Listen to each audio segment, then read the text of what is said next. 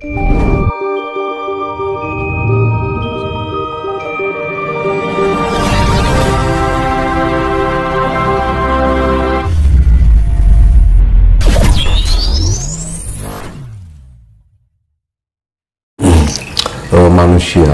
dilahirkan dan diciptakan oleh Tuhan itu kan sudah ada kodratnya masing-masing.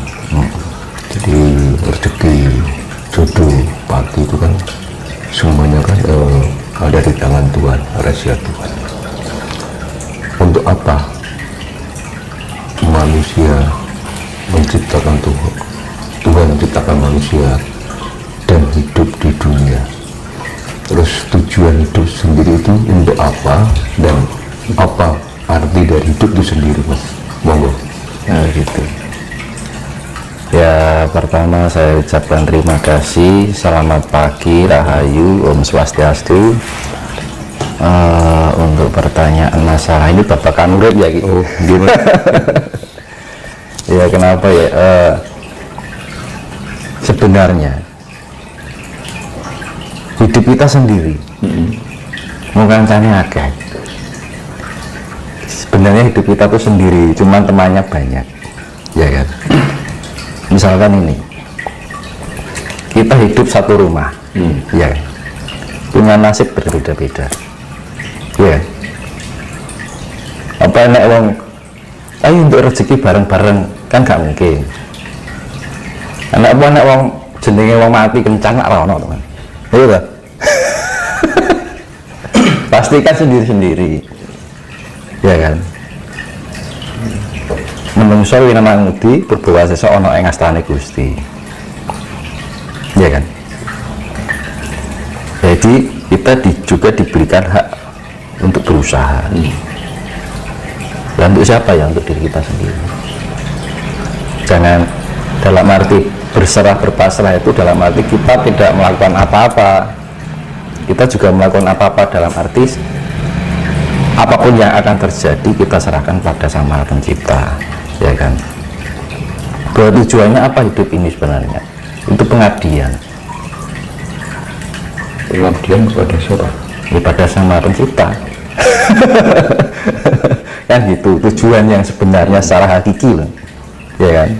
Kalau masalah sebenarnya masalah kehidupan itu kan apa ya namanya, dibilang sampingan atau apa ya, jadi patut-patut urip untuk bertahan hidup sebenarnya, kayak kita makan, ya kan, bekerja itu hanya untuk sambenane urip, jadi sampingan dari kehidupan ini biar kita bisa bertahan hidup kan ngono.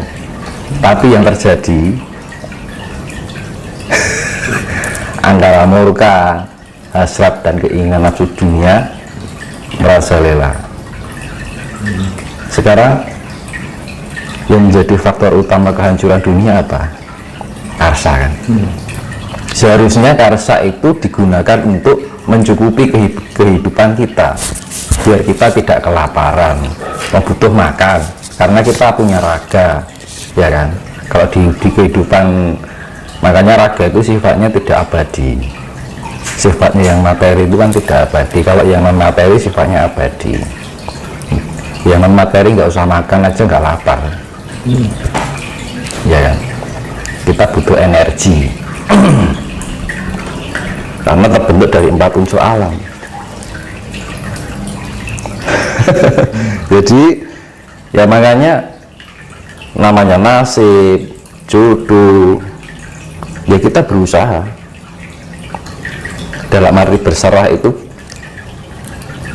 entah apapun yang terjadi, apapun yang keterima banyak ataupun sedikit, ya kita terima. Karena apa? Yang namanya kehidupan itu menghindari sifat sambat, nelongso, ngeresulo. Nah itu loh, ya. Akhirnya apa? Rasa bersyukur kita nggak ada. Yaitu seperti yang saya bilang itu, ujian hidup itu ada 2, cobaan dan godaan, ya betul. Kalau dikai cobaan, Rasulullah sambat, akhirnya ujung-ujungnya nggak bersyukur kan. Kalau diberikan godaan, dikai rezeki 50.000 kurang, kei 100.000, dikai turah 100.000 kurang meneh, dikai turah 200.000 kurang meneh. Ya begitulah manusia. Akhirnya apa? Lari dari hakikat pengabdian kita. Kenapa kita dihidupkan di bumi ini, kan gitu loh. Terus dikai mangan kurang. Kalau kita bisa menyadari ketika kita minum air nih, wah rasanya air itu enak sekali. Ini dari mana? Dari alam, ya kan? Kita menghirup udara itu dari alam, ya kan? Kita mandi, kalau mandi itu kita juga harus merasakan airnya ketika berguyur itu mengandung energi. Kalau kita menyadari loh, itu pengaruh. Jangan asal mandi biur gitu. Ketika kita mandi, kita rasakan air itu telah mengucuri tubuh kita. Itu akan menambahkan energi. Jadi pikiran kita yang terkonek dengan energi air ini yang mengguyuri tubuh kita, akhirnya bangkitnya energi. Itu bagian dari spirit. Boleh ya, tekoro mandi itu. Ya, ngombe iki dirasake aku iki ngombe banyu. Nah itu, nah wong Jawa iki ngono kuwi. Iki patuto sing diuntal apa iki salah digagas kan ngono lho. Iya kan? Nah, kadang-kadang manusia itu kehilangan itu. Mau alam ki arep ngomong ki ngono ki Mas. Kalau kita sudah menyatu dengan alam, kita merasakan apa yang alam rasakan. Hukum dibalik gitu Mas. Enggak, ketika kita dekat dengan alam, beratnya, pahit dan sakitnya alam kita juga ikut merasakan. Alam ingin berbicara apa, kita juga ingin berbicara seperti apa yang harusnya alam bicarakan. Cuman kan alam berbicaranya dengan bahasa kejadian dan kisah kan. Nah cuman kadang-kadang itu ya kok dikei banyu kelingan, dikasih ujian bencana we orang nggak inget kok gitu loh. Kan sepele. Iya kan? Kita minum dengan air, mandi dengan air aja nggak kita sadari, apalagi bencana. Gitu kan. Mas, kita kembali ke tema awal tentang kehidupan. Kadang banyak kita jumpai dalam kehidupan sehari-hari. Banyak orang yang berstatement bahwa wis pasrah wae karo sing kuwasa. Lah bagaimana Mas terus menyikapi dengan statement tersebut? Hidup ini berproses, ya kan. Ibaratnya gini, main proses, God produce proses kan gitu kan. Jadi yaitu tadi saya seperti bilang, manusia berhak untuk berusaha, Tuhan yang menentukan, ya kan. Ya, tergantung apa yang kita berikan. Alam itu akan memberikan apa yang kita berikan. Saya ulangi lagi ya, alam akan memberikan apa yang telah kita berikan pada alam. Jadi yang kita berikan apa? Kasih sayang. Balik nih kasih senang ya teman. Iya kan? Kita menyadari keberadaan alam ketika kita mandi. Karena apa? Punya rasa kasih dengan air. Karena air itu pun juga mengasihi kita. Keluar dari perut bumi melalui sumber air, ya kan? Diulangi banyu ado-ado tekan ngisor lemah loh Mas. Gampangane kan ngono. Iya kan? Kita tinggal menancapkan zaman sekarang kita tinggal menancapkan tabung aja sudah keluar air. Tuhan itu agak maha murah kan gitu. Kurang apa kan? Yang diberi itu tidak ingat. Gitu kan. Apa kelingan aja. Kita bikin sumur nih. Ya kan? Apakah pernah kita mengagungkan kuasa Tuhan? Itu luar biasa, ya kan? Uwi lali kan, manusia ini dunung lali luput lan apes, ya kan? Kalau nggak lupa, luput, kalau nggak ya apes, itu menungso. Makanya fungsinya kita meningkatkan tingkat kesadaran diri kita, biar kita mawas diri, ya kan? Fungsinya mawas diri kan gitu kan. Mawas diri itu ibaratnya itu kita merasakan atau ngrumangsani nek wong Jawa keberadaan alam itu sendiri. Jadi kan manusia sekarang itu inginnya instan, nggak mau berproses kan?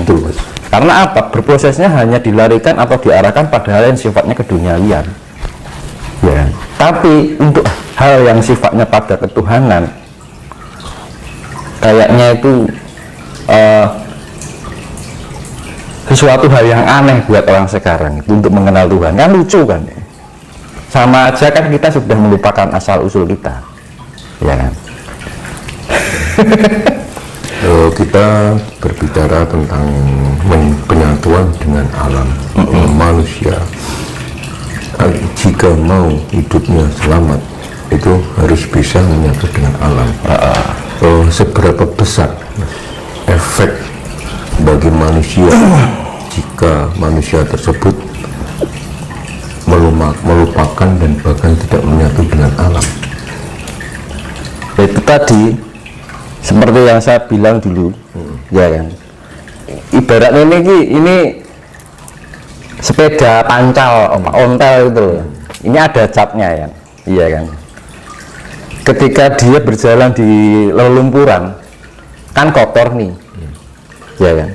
Lah cat ini kan juga termasuk bagian dari luar dari rangka sepeda ya kan, tapi kan sudah melekat ya kan. Iya. Dan yang kotoran yang sisa-sisa lelumpuran ini kalau kena air pasti hilang kan. Tapi catnya kan enggak. Betul. Karena apa? Catnya sudah melekat pada rangka sepeda itu tadi. Nah, secara analoginya seperti itu ya. Nah, pada istilahnya gini mendekati yang akan terjadi nanti. Jadi ibarat itu bumi itu dimandiin ya gitu. Yang mandiin apa? Ya air samudra. Air samudra kan sifatnya penetralisir, neutron kandungannya ya, ya. Makanya setiap kejadian di akhir zaman selalu diakhiri dengan bencana yang sifatnya air samudra yang mengguyuri permukaan bumi itu selalu. Dan mana orang yang bisa mendekatkan diri dengan alam ya nggak, istilahnya nggak kena. Ibaratnya cokro panggilingan. Cokro itu adalah roda yang selalu berputar dan berulang-ulang, roda waktu. Panggilingan ya kita yang namanya penggilingan ya kita akan tertindas nantinya. Ibaratnya paridayai gabati teri ya kan, mencari bibit yang sepantasnya untuk dilanjutkan di pada kehidupan selanjutnya. Kalau kita tidak bisa pantas untuk pada kehidupan selanjutnya ya sudah, ibaratnya akhir kuburan kalau lemah itu. Nah, sebelum hal itu terjadi, kenapa dengan adanya bencana ini bencana itu berkali-kali bertubuh-tubuh nggak berhenti-henti? Sebenarnya itu secara nggak langsung alam itu mengingatkan tentang ilingo wiwai jik podo abot mikir kadunyan wedine ora iso urip kan gitu. Belum nanti sesuatu keinginan yang selalu membelenggu keinginan kita, ingin di rumah, pengen di mobil, pengen itu, seakan-akan itu hidup itu akan baik-baik aja dengan kehidupan dunianya, tapi alam berkehendak lain ya kan. Makanya hakikat untuk mencintai alam atau bisa menyatukan dengan alam itu, alam akan memberikan apa yang sudah kita berikan. Begitu juga sebaliknya, alam pasti memberi pada kita, tapi kita belum tentu memberi pada alam.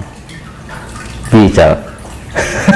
Alam nggak pernah, ibaratnya ini bumi mau diinjak-injak ya kan, mau dihina, mau diludahi, masih tetap memberikan yang terbaik buat segala makhluk yang ada di permukaan bumi. Kadang-kadang zaman saiki ya emang kehidupan dunia itu sangat menggiurkan ya, karena serba dienakkan itu tadi, terus lali zaman namanya orang kalau sudah dienakkan kan lupa ya mas, biasanya kan seperti itu.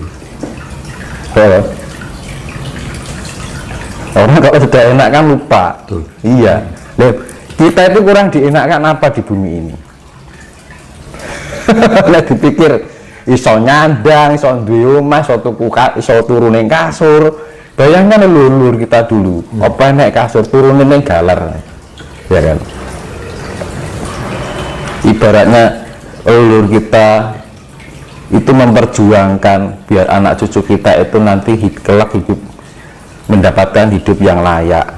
Tapi sekarang setelah cucu-cucunya mendapatkan kelayakannya, apa ya bekelingan karo leluhur?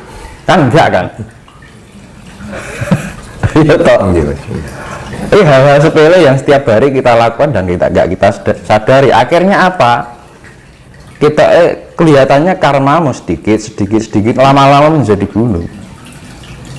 Nah itu yang kita waspadai adalah kesalahan-kesalahan diri kita yang tidak kita sadari, walaupun itu sedikit demi sedikit. Akhirnya apa? Ya wes akan kembali itu akan kesulitan. Padahal ya itu makanya zaman dulu diberikan ajaran Sastra Sindro Hayuniha Pangluaping Tiyu.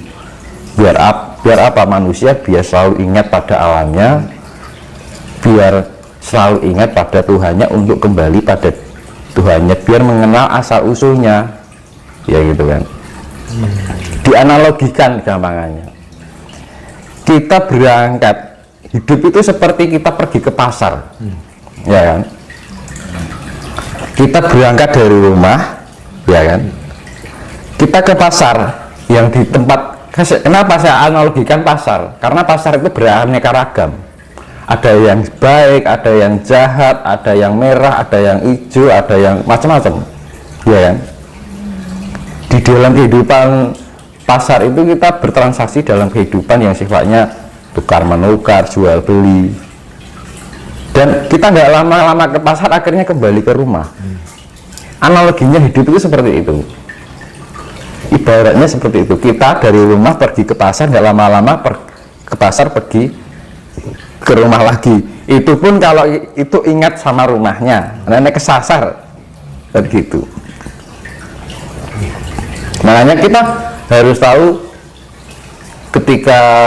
makanya kita harus tahu di mana kita harus kembali dan harus bagaimana, harus lewat mana. Lah makanya kan kudu ngerti asal usul. Kalau kita nggak mau, kita berangkat tapi kita tidak mengenal asal usul, kita akan kembali, kita sudah nggak tahu jalan. Ya dengan mengingat asal usul ya kita ya harus tahu diri. Yaitu tadi dengan pendekatan diri kita dengan alam, harus mempunyai jiwa yang penuh kasih sayang. Itu.